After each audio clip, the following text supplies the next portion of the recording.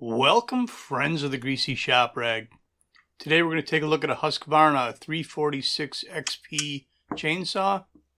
Customer complaint is that it's been sitting around for a while. He couldn't get it started, and he kind of did a tune-up on it, try and get it going, and he can't get it going. So we're going to go through this and see what he's done. It looks like that might be a newer fuel filter, but I don't like the look of it just because it's, I think it's an aftermarket filter. And I've had some problems with aftermarket filters. So we're going to put a Husqvarna filter on it. But before we do that, I want to pressure test that fuel line. I put 10 pounds of pressure on it, and it looks like it's holding. So we're happy with that. We're just going to clean up the end of the hose. It's kind of got a memory in it. And push a new filter on it.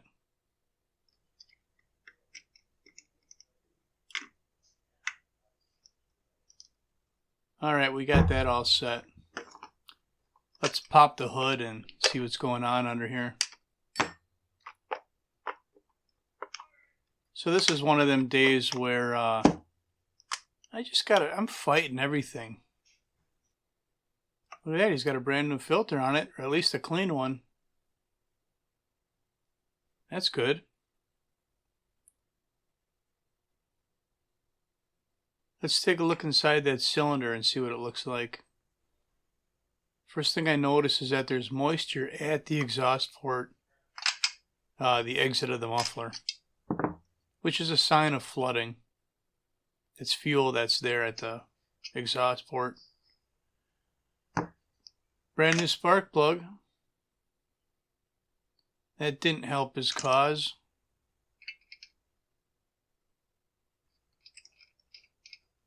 And fumbling again. Here we go. Now, I don't know why I didn't check for spark. I don't know why I assumed it had spark.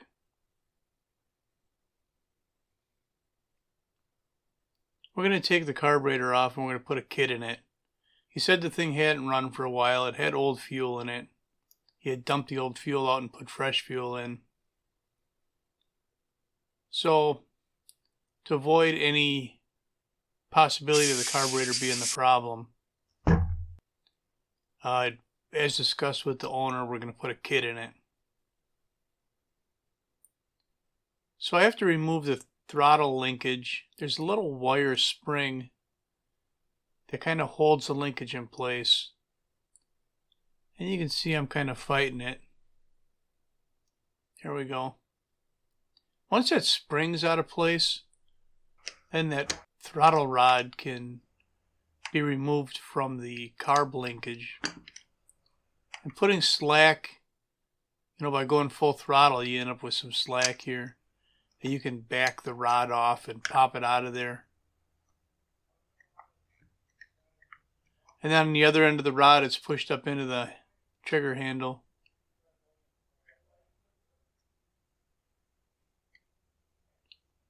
Now we're going to remove the carburetor air filter holder from the rubber grommets that locate it.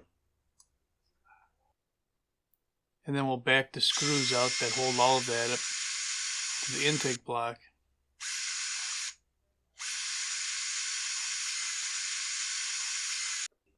You ever have them days where everything you do is just kind of fumbly?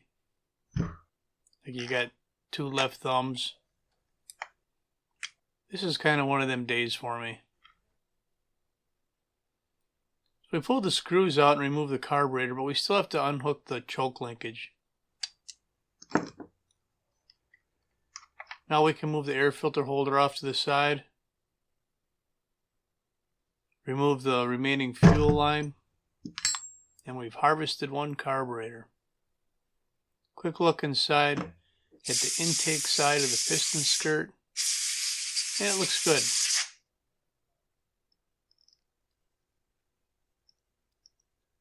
So here's our new carb kit. This is an older video. I'm not using the carb stand. We're going to remove the fuel pump plate and now the metering diaphragm plate or cover. 4 screws holding this on.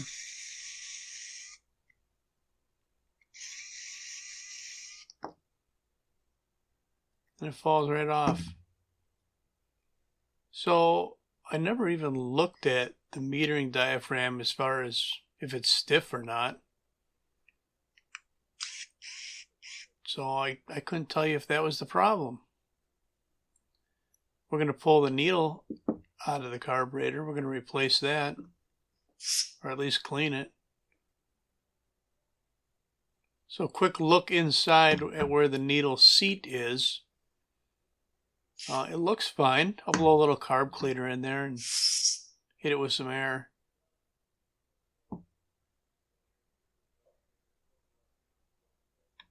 There's our needle. Doesn't have any ridge or wear lines in it. The rubber tip looks good. We're going to run it, put it back in. I mean, his whole problem might have been that he flooded it on old fuel. So here's the metering lever with the needle.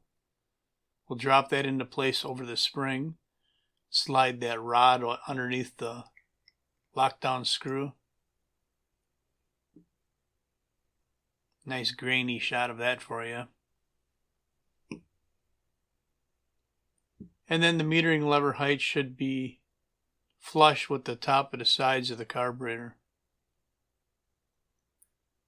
We'll put the gasket and the metering diaphragm in place, the plate over the top. There's really nothing special about doing this. Just getting the metering lever height correct is your biggest concern. On this side we have the fuel pump.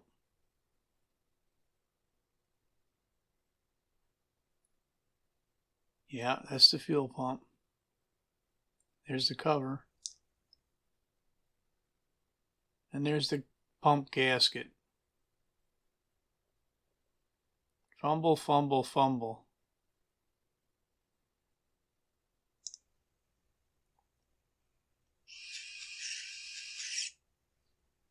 Alright, we get her screwed back together, and that's all we're going to do to the carb. Now, you could have backed out the high and low speed screws and blown that out.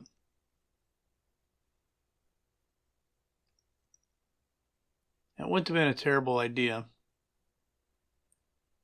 But I don't think that,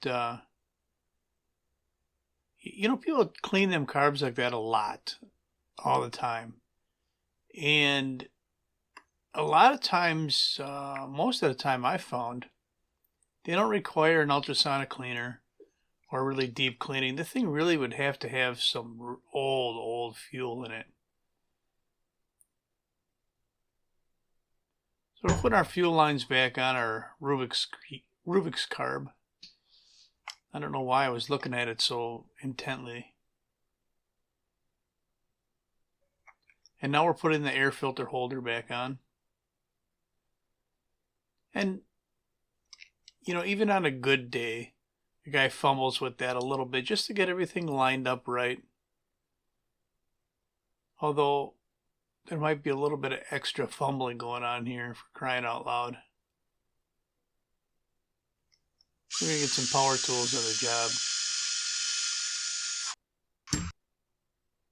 By golly, that made the difference.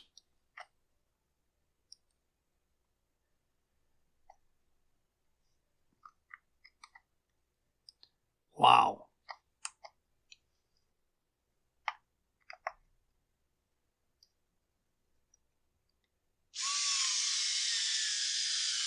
That's usually doesn't take that much to get it all lined up. This repair was quite a while ago. I don't remember what I was thinking while I was doing this, but I did notice in the video that this is a 2-day repair. I must have done the first half at the end of one day, and then this half in the morning the next day, because I'm dressed differently. Unless it's just because it was raining outside and I threw my jacket on to do something out there. So now that throttle rod is going back on. And the one end goes, there's a rectangular shaped receiver on that handle end that rod fits into. So you got to kind of get it into that slot first, and then you can work on routing it into the carburetor linkage. And it just sets in a saddle there, and then that little spring end, so kind of like a retainer spring, that goes over the outside of the throttle rod and then kind of latches into place. There it is. Put our new air filter on there.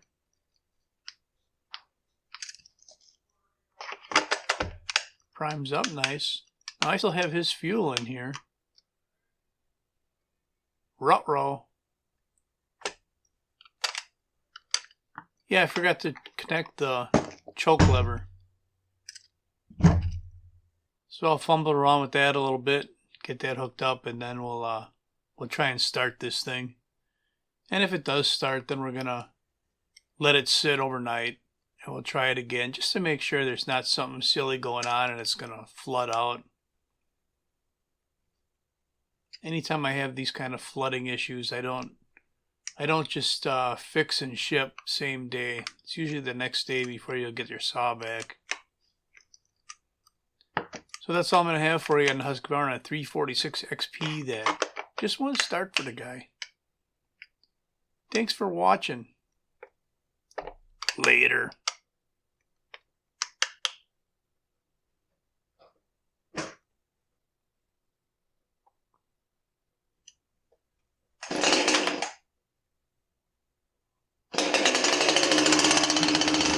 Yeah.